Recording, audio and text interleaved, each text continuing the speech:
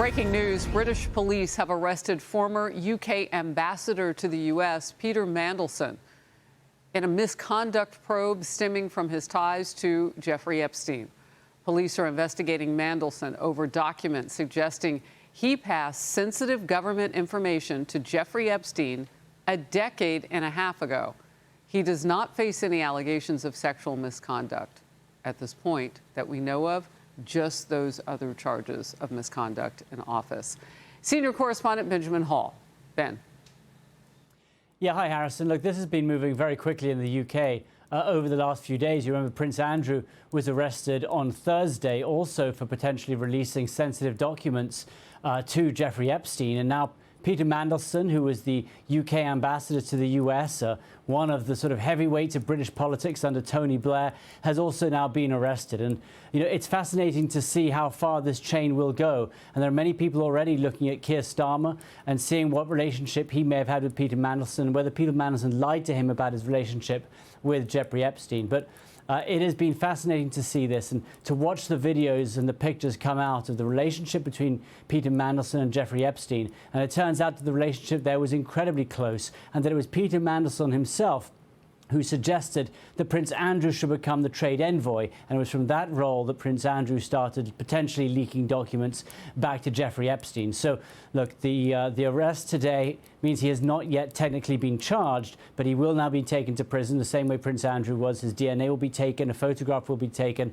and then this will move on to the next step. But certainly, the British political system is really feeling this, and all eyes are perhaps on where this might lead and who else might be connected to Jeffrey Epstein next. Well, you set that up. Like, we can't let you go now, Ben. When you say that the British political system is taking a hit, what does that mean for the Crown? Well, there's first the government and there's the Crown. I mean, just earlier today, Parliament was talking about removing Prince Andrew from the order of succession. The order of succession is perhaps the bedrock of the Crown. It's the bedrock of royalty here. And so a decision to do that really affects the Crown and the future potentially of the Crown. Now, look, it's a long way to go. The King himself, King Charles, Prince William, are really distancing themselves from Prince Andrew.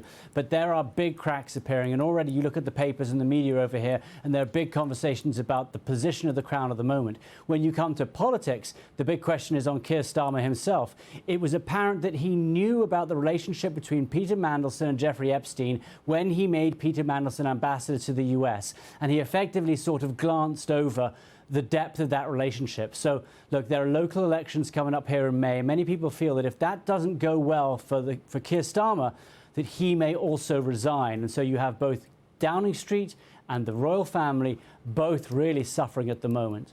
Benjamin Hall, thank you very much for getting us started on this topic. Cheryl, I'm reading more about what you were saying. Police earlier this month began a criminal investigation into Mandelson after Prime Minister Keir Starmer's government passed on communications between the former ambassador and Jeffrey Epstein. This is all going back to the 2008-2009 financial crisis, and what the accusations are, and this came out of the document release from January 30th of the Epstein files from the DOJ. Basically, there are indications that Mandelson leaked market-sensitive information to Epstein under his appointment that he was given at the time.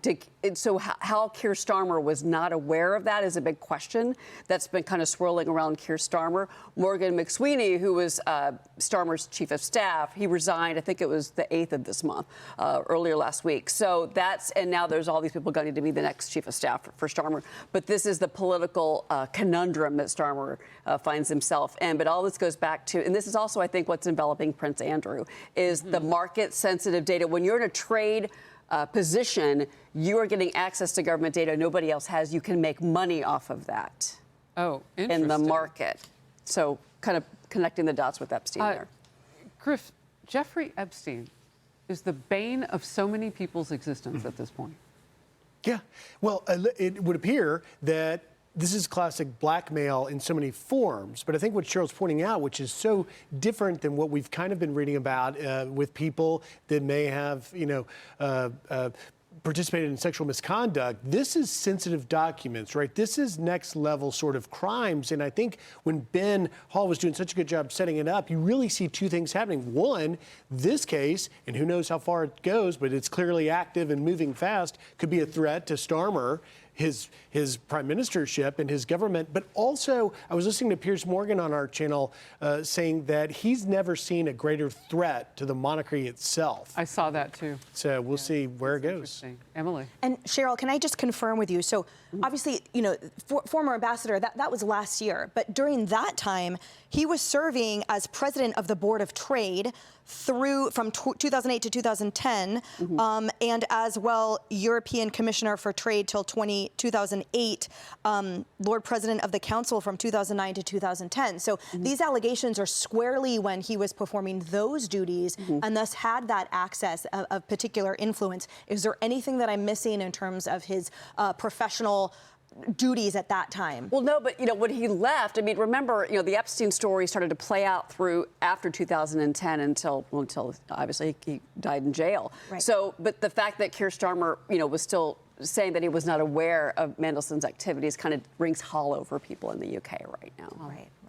Yeah, just a quick point. These Epstein files, I think we're starting to figure out, excuse me, even more clearly why they've been hidden from us for so long. Because as you mentioned, Harris, it seems to touch everybody. It's global. It's certainly here in the U.S., but it's across the pond as well. And the amount of information that was gleaned from those Epstein files, I think there were a lot of folks that had a lot of reason to keep those quiet for a very long time. Doesn't matter your political affiliation, doesn't matter where you're from, where you're at, what role you have. And to Griff's point, when we hear Epstein files, everyone immediately thinks, okay, it was some kind of sexual misconduct. But there are more layers to this, that the tentacles reach pretty far. And I think this might just be the tip of the iceberg. I think more dominoes are going to fall with this. Yeah, what's interesting about, well, really what everybody on the couch is saying at this point, it's the money.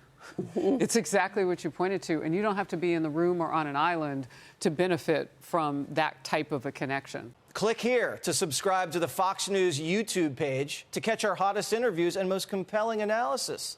You won't get it anywhere else.